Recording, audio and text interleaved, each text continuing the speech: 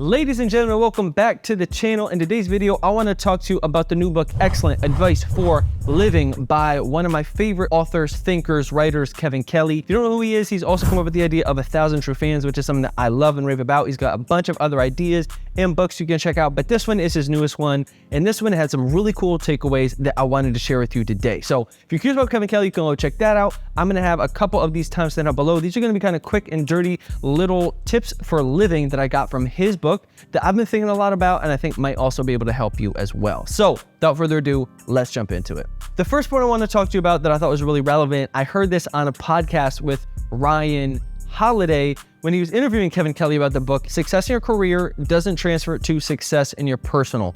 And there was a lot of ideas around this. So the big takeaway when it comes to this point is don't go all in on your career and sacrifice your personal life, that we have to keep re-upping our personal life. I think about this all the time as an ambitious individual as well. Just because you did something once doesn't mean that you are just that forever. If you're gonna be a good son, a good husband, a good mother, a good daughter, that means you have to keep and continually re-upping those things. So what he talks about is, what are you spending your time on, right? That love, I love this. He said, love is spelled T-I-M-E. Something to think about. When you look at your time, there are things that we say, right? We talk about, I wanna do this, I wanna do that. What are you actually doing when you stop talking? Or two, look at your bank account. What are you actually spending money on? Are you spending time with your friends or family, going out, getting drinks, going on vacation, doing stuff with people you love? Or are you, again, only focused on your work, only focused on leisure, whatever these things are? A good way that you can monitor yourself if your words are matching up with your actions is your bank account and looking at your calendar.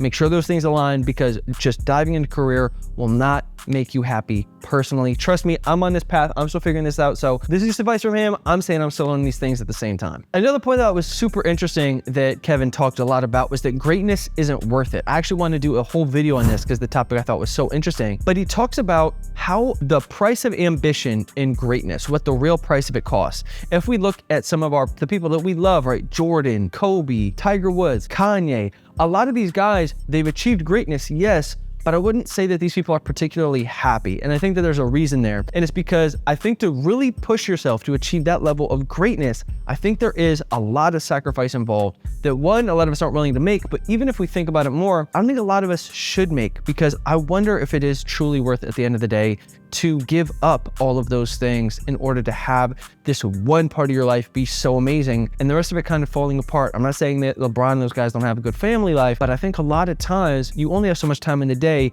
It can be really difficult to balance them all. And that greatness, I think, often comes with a cost that we don't actually see when we're sitting at home watching the game. Another big point I thought was really cool that he talks about, and this is one that I've preached on here before, is master a skill, don't follow your passion. What's the difference there? That means that passion can change, your passion will change as you grow and you develop. That's something I'm gonna talk about a little bit later too, that he talks about a lot. But find a skill, go all in, find something you can get monetized and make money doing, and then use that to build out other parts of your life. Because something that he talks about, and this is where I've fallen prey to this as well, so like I said, I'm taking this advice as much as I'm giving it, is that we attach our identity to what we do.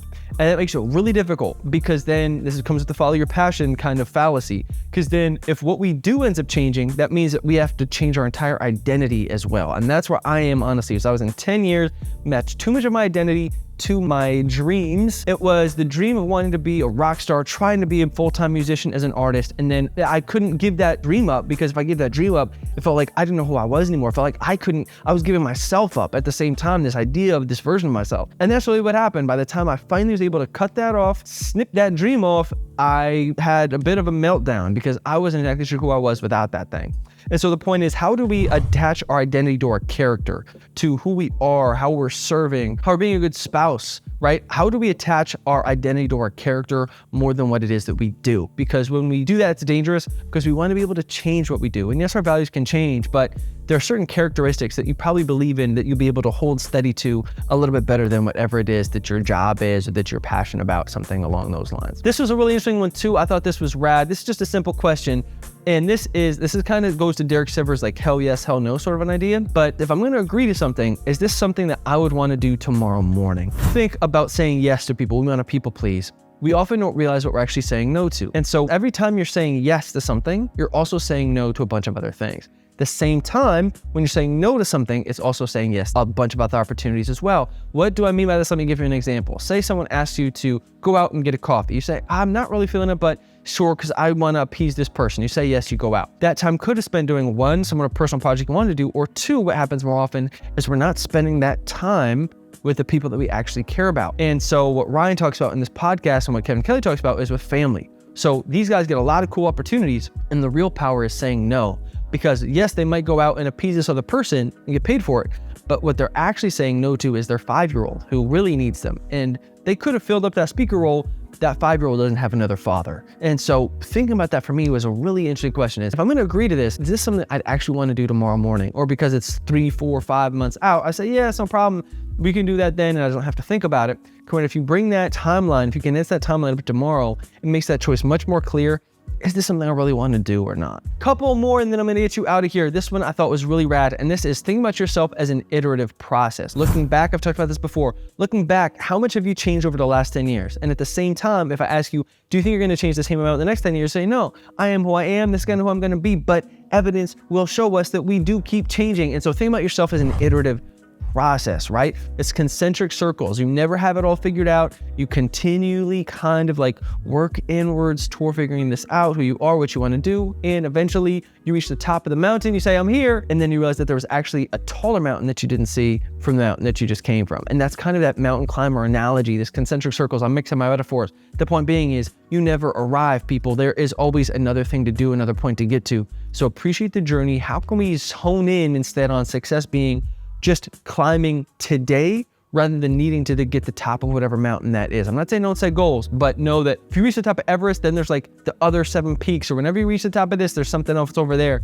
So think about how can we just be here and think about the process of climbing, because you're going to climb your entire life. That's kind of how we're wired as humans. It's this balance between being and becoming that I think is really fascinating, the tension between those two. Last one, and this one I think is super potent, which is why I saved it for the end, and that is don't try to be the best, be the only. I like that a lot. What is it that you can do, your perspective, your set of skills, your situation, whatever it is, that only you can do? A lot of times we hear about Ikigai, right? It's this sort of like these 3 overlapping circles, which are, it's something that you're good at, something you like to do, something that the world needs. At the same time, there's a 4th, which is what Kevin Kelly argues, and this is something that only you can do. If there's something else somebody else can do, let them do it. It's kind of this blue ocean strategy. Don't try to be the best, compete with everybody else. What is the one singular thing that you can do from your story that nobody else can do? Because that is what you're going to get paid for. That's something that the AI will never be able to do, is whatever your specific, unique angle is for whatever that thing is that you want to do, the only you can do, and that's where the real money is at. And that's where the calling comes in. I hope that was helpful, y'all. Thank you so much for tuning in. As always, I also recommend checking out this book. So many more gems in there. Thank you for Kevin Kelly for dropping the gems, dropping the knowledge. As always, I'll check you on the next one. Thanks for tuning in. Peace.